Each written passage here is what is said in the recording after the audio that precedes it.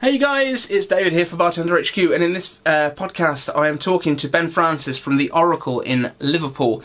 The British bar industry has reopened. Things are a bit weird. Things are not back to the normal level, but I don't think anyone expected them to be. It's now the second weekend that the bars are open, and again, kind of mixed bag across the country. It's different. Places are doing well, other places are not doing well at all. It's a real kind of mixed bag across the industry. But Ben and the Oracle bar, they opened kind of in October, I think it was last year.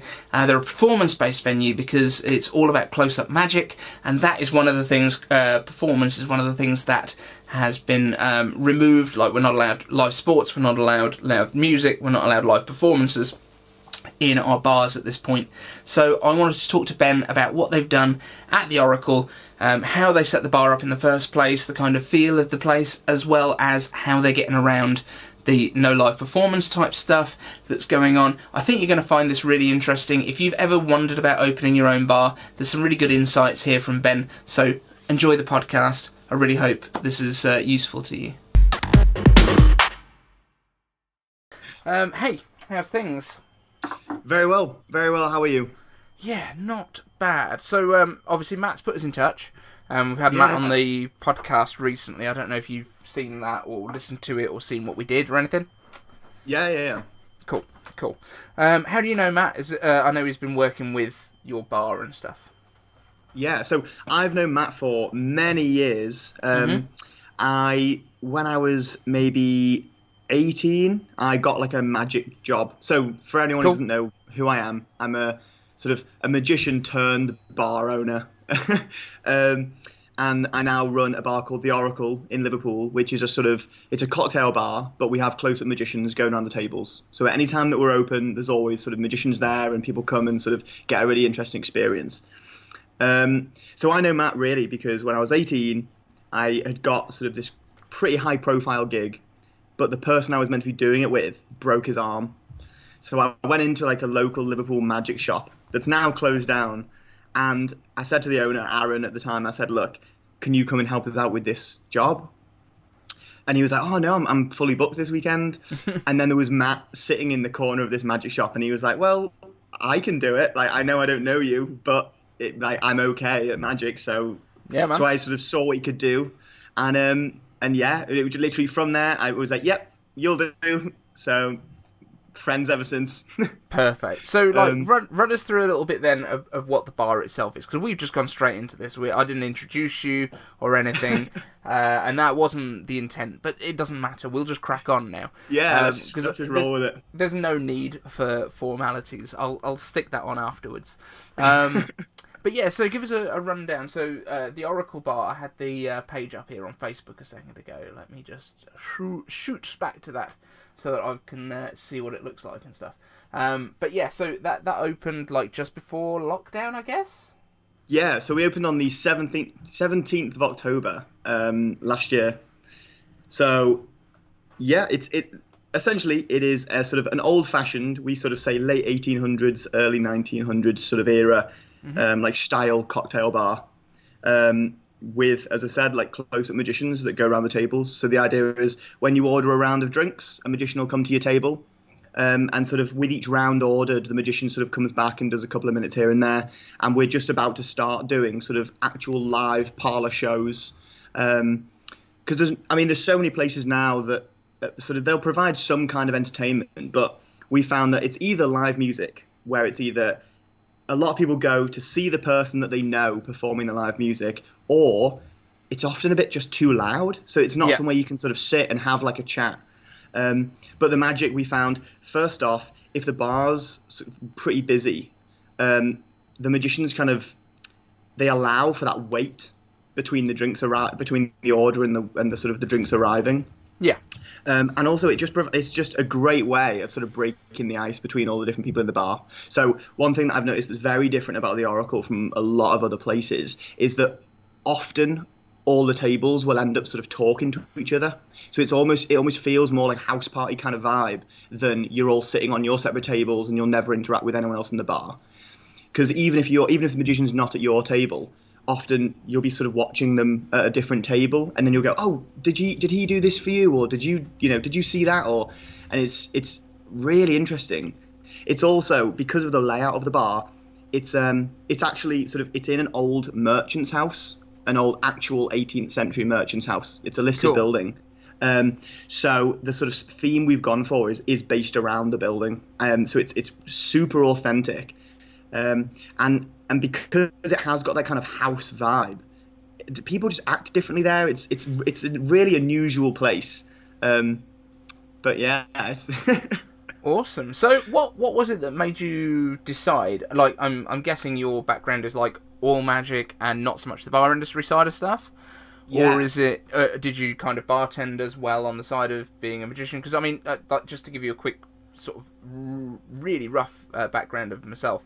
So I started bartending in 2000, and then around about 2012, when I was back in the UK after Dubai, I was working for World Magic Shop for a while. So I was on Dave Penn's like illusion team doing the Champions Tour and stuff like that with Faye Presto and all of that crew. Which was great fun, which is also why I know Matt, even though we both worked for Fridays, we knew each other through magic, and then we were like, hey, you're a Fridays guy as well, and so there was all this kind of stuff. So your background is all magic, and you decided, right, I'm going to do a bar that's based around magic, I'm guessing, or did you have a bar industry background as well? No, so I left school, got a job in a hotel, and I was sort of working behind the bar in this hotel, but I'm sort of definitely not a sort of good cocktail bartender or anything like that. It was pulling pints, but I was doing a lot of weddings, and people had sort of tipped the bar. I'd sort of do magic and behind the bar and that kind of thing, and they'd sort of for extra tips. And one day I just thought, nah, I think I can probably make more money doing magic than I can sort of working in this hotel. So I set up as like a full-time magician, and for some reason, right, if you go to Manchester or London, there is loads of opportunities, and bar owners love magicians. They're like, yeah, come on, like, we'll hire for this, we'll hire for that. But in Liverpool, it's like we just haven't quite caught up, right? Mm-hmm. So you'll go around every bar in Liverpool, hey, we could, this is what I can offer, like, this is what I do. And don't get me wrong, you'll get a couple, but it's just they just haven't clicked on the fact that magicians can bring so much to the table. So I thought, okay, I think there's something to be done here, and I know there are magic bars, but the magic I specialize in is definitely close up table magic. So it's not. I didn't particularly want it so that people came up to my own stand and they'd sort of. I mean, a lot of the magic bars that exist in the UK already are things where the magician will do a sort of 15-minute set. People will come up and sit in front of their sort of bar as they're performing, and then they'll go back to their seats when the set is over. But I didn't really like that. For me, that's just not the kind of thing I want to do. I want to go into their space, and I want to perform with their items. And I think it's a lot more fluid. People feel like it's really for them rather than they're a spectator. Really, they feel like they're part of the experience. And for me, that was really important. And then the sort of vibe of the sort of Victorian, Georgian, sort of 1900s era thing, that, to be honest, ever since I was a kid and I watched like Derren Brown, that style was like just the coolest thing ever. So yeah, we just brought it to life and we opened the Oracle. Yeah, absolutely. I think Oracle was like Darren's first show, wasn't it, or something? I feel like he's done a routine called Oracle. Yeah, he's done the Oracle Act. So so the Oracle Act is like the old sort of the idea of you'd be blindfolded and audience members will write questions that they want to know about the future or the past or whatever it is, and then the Oracle will answer those without having any knowledge about what the question even is. But yeah, so I mean that's sort of where we pulled it from. And there's a lot of sort of hat tips. I mean, even in the menus and things, for normal people, they'll never pick up on them. But when a magician comes, they will know straight away like where a lot of our influences have come from. Even down to like the color scheme of the menu. I mean, a magician will know that Erdnase, the specific color of the Erdnase book, and it's all these tiny little things that nice. Most people will never pick up on. Yeah, absolutely. And I mean, when you say about the other bars where you kind of go in and you go up to a particular counter to have some magic performed for you. So I did that, I think, down at Illusions, which is now closed in Bristol. So Yeah. I went and I performed on that little bar because they were allowing people to just come in and, oh, you've Yeah, got some man. cards with you, help yourself. So that was fun. But I think I did that once. It was a really good experience, but it's not something, like, I've never been a kind of a paid performer particularly. I met my wife doing magic in her bar. Cool. But yeah, I was never sort of a real sort of working pro as such. I've always been more down that bar kind of side of things. So obviously you opened this place. When was it you actually opened? We opened on the 17th of October. Okay, so you'd had yeah. a bit of a chunk. You'd had all Christmas, all going really well, and then COVID hits. So obviously you've been closed. I'm guessing you probably weren't doing takeaway drinks. It doesn't really fit with what you guys needed in terms of the performance we side of just things. closed up. So as soon as the sort of government announced that we couldn't open, it was just, yeah, cool, we'll close. So the setup that we actually had at the time was that we had like an investor, like a funder, and they were the ones who sort of set up the business.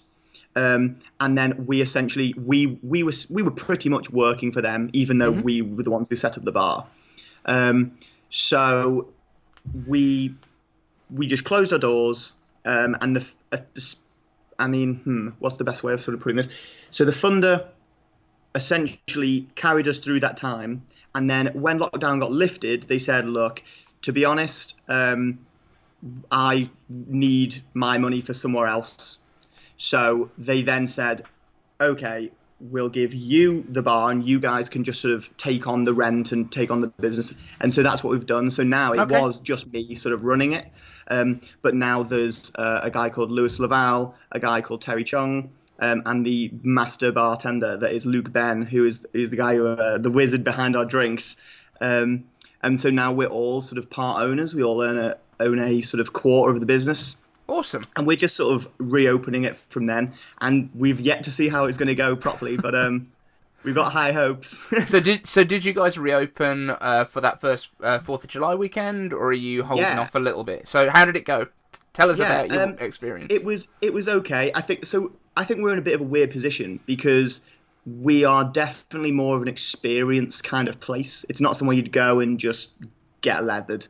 I mean, I think the places that did sort of especially well were the beer gardens that are selling sort of cheap pints, because no one's really bothered about the experience. They just want to go and have some drinks with their mates. Yeah. So that's fine. But having said that, it wasn't bad. I'd say it was an average Saturday from what we were sort of used to. That's good. Which, yeah, I was pretty happy with that. I mean, we sort of opened under the expectation that we'd be very empty. But we thought if we don't open now, we'll just miss the boat, and we'll be one of those bars where people go, "Oh, are they going to reopen? Are they not?" I thought, no, we'll reopen on the 4th, and we'll just power on and sort of see how it goes. Yeah.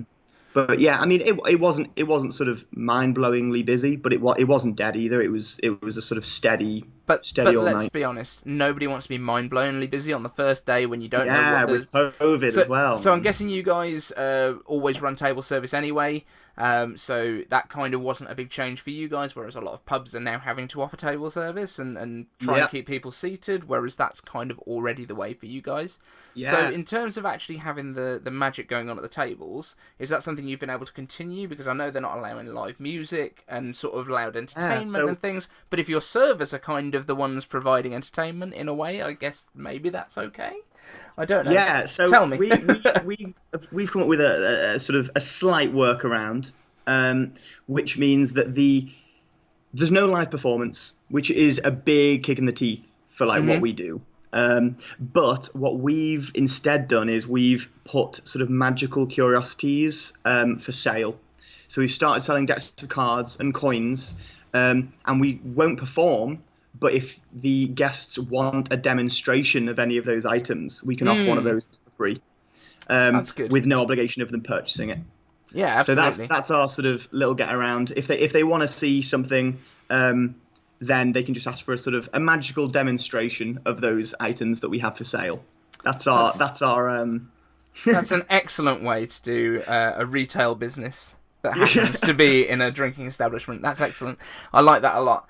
So yeah, I mean, for the guys out there that don't kind of have the magic background, that are more on the bar side of things, if you go into a magic shop and you want to buy a trick of some sort, or you want to kind of decide what you want to buy, you'll ask, and you'll have what's sort of known as a dealer dem, where they will literally open the packet up, they will perform the trick for you if it's one that they know already, and give you a bit of a demonstration of what the effect is. There's no revelations of secrets at this point.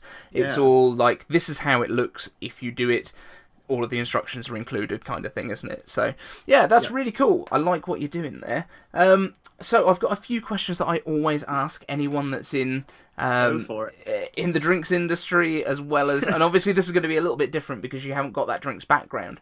But whenever you go to a new bar, because I'm guessing you kind of did some research before you got into it and went round to a whole bunch of cocktail bars. So what's the first drink that you would buy if you're going into a new bar and you want to know kind of how the bartenders roll?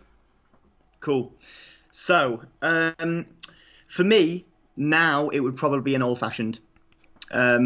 We do our old fashioned with maple syrup. And the reason we do that is because it's also Derren Brown's favourite cocktail. I did not know that. Yeah, so it's a maple syrup old fashioned. Rumour has it. So that's what we do it, and we sort of smoke it with cherry wood chips, and I think that's really, really good. It's a bit sweeter than some people might be used to, but it's super, super tasty. So awesome. I've just got into the habit now of just ordering an old fashioned anywhere I go. But to be honest, very often if I go into a new bar, I will sit at the bar. Recently you can't do that. Not as much. Usually, but usually I would sort of sit at the bar, and just, what do you recommend? What kind of, see. What I've learned from doing this is that every bartender has got their own thing that they will often go to. Often they'll come in and order a Tommy's from us. I don't know why. Tommy's margaritas seem super, super popular amongst bartenders. But yeah, no, for me, it'd be the old-fashioned. Cool. Yeah, I think the Tommy's thing is probably, there's a lot of bartenders out there that kind of, they used to drink Negronis. Negronis are now super popular with the public. They used to drink, like, Jägermeister, if you go back far enough. Like, the public didn't know about Jägermeister in the sort of mid-2000s. And now it's obviously just everyone getting wrecked on it. So these were the kind of the bartenders' secrets before. And now I think the Tommy's, because the general public, they still think of tequila as a shot. It's not like a cocktail thing for most people, so that might be all it is. But the Tommy's is just a great drink. It's so simple as well. 3 ingredients, that's all you need. No fuss. Cool. I'd normally ask as well, like, if you were talking to new bartenders coming into the industry, like, what would your tips for those be? But in this instance, we'll do if you're looking to open a bar. What are the sort of big learnings that you had on the way through sort of setting up process? Do you know what? Surrounding yourself with a shit hot team. That's the best advice I can possibly give anyone. Just find people that just know their stuff in each different element of what you need to do. So for the bar side of things, like as you've already mentioned, like Matt Parrott. So I thought, right, I want to do a bar. I've got to make enough sort of margin so that I can pay magicians, and I don't particularly want to charge people to see the magic either.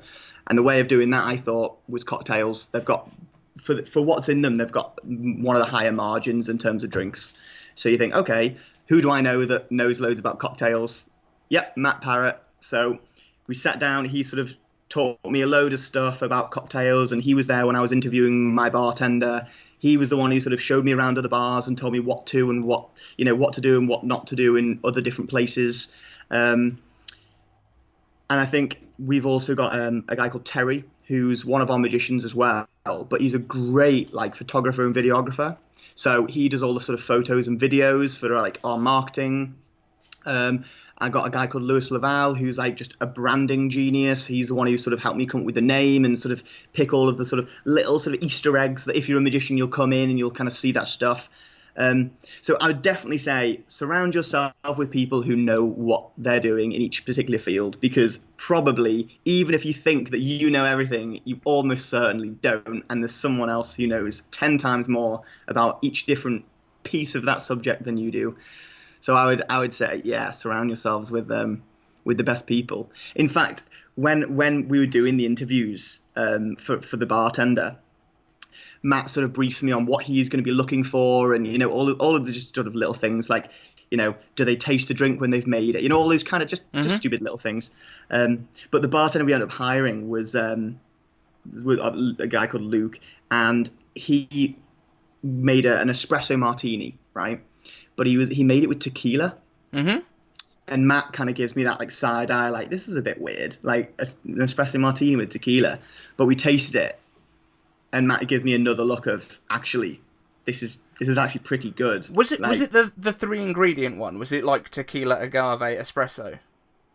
No, that is just a great espresso martini. Yeah, honestly, like, to be honest, I would never have thought to put tequila in an espresso martini anyway. But yeah, when we tasted it, it was so good. I mean, he said, "Oh, have you got any I can't remember what it was, like Patron or whatever it is." Is that what it is? Yeah, that's one of them. And we were like, no. So we just used normal tequila. We were like, okay. But honestly, when we taste it, so good. And I think you just got to be sort of willing to like change your thoughts depending on sort of what hits you. So we ended up just putting that on the menu as well, and you just think, yeah, cool. It wasn't sort of an original plan, but as soon as you taste it, you just go, yeah, you just can't ignore it. It just tastes so good. Absolutely. And now everyone who comes in and says, "Can I have an espresso martini?" we're like, "Have you tried it with tequila?" And it's yeah. So I think it's just about sort of utilizing a team and picking people that just know what they're doing in each field. Yeah, perfect. Cool. So, where are the best places for people to find you and the Oracle in general online? Cool. So, our website is theoracle.bar. Nice. Yeah. Our Instagram, which is probably what we use most, is at @theoraclebar. Mm-hmm. We don't use Twitter, but we've got Facebook again at the Oracle Bar. And we are located at 92 Duke Street in Liverpool. I was going to say I need that physical location. I'm also going to have to check if you guys are on my patch for work, because I want to try and find an excuse to come and see you guys. But I've got a feeling you're just outside. Down. I'll get up there at some point. But thank you so much for jumping on. That's been awesome. And guys, go and check out the Oracle Bar at all of the social media stuff that we've just mentioned.